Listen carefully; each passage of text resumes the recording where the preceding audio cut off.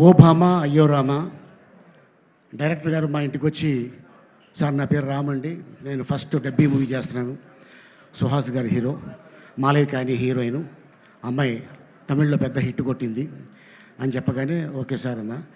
ఆయన ఏం లేదు సార్, సుహాస్కి మావయ్య క్యారెక్టర్ మీరు చేయాలి అన్నారు.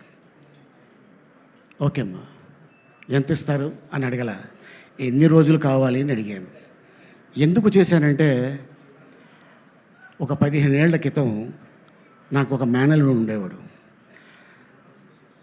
మా అక్క తను చిన్నప్పుడే చనిపోతే వాడిని మా అమ్మ పెంచింది, నా ముందే ఎదిగాడు.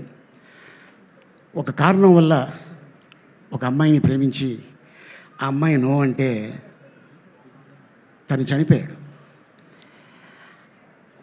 అప్పటి నుంచి మా మదరు ఒక 2 ఇయర్స్ మనవడు అవ్వచ్చు కానీ కొడుకు చనిపోయినంత బాధపడిపోయి రోజు ఏడిచేది.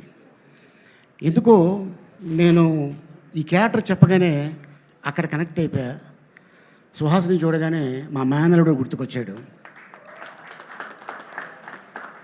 చాలా సెంటిమెంట్ క్యారెక్టర్ సార్, ఇది మీరు చేస్తే బాగుంటుంది అని చేయటం జరిగింది. అండ్ దీంట్లో ఒక 2 సీన్లు ఉంటాయి.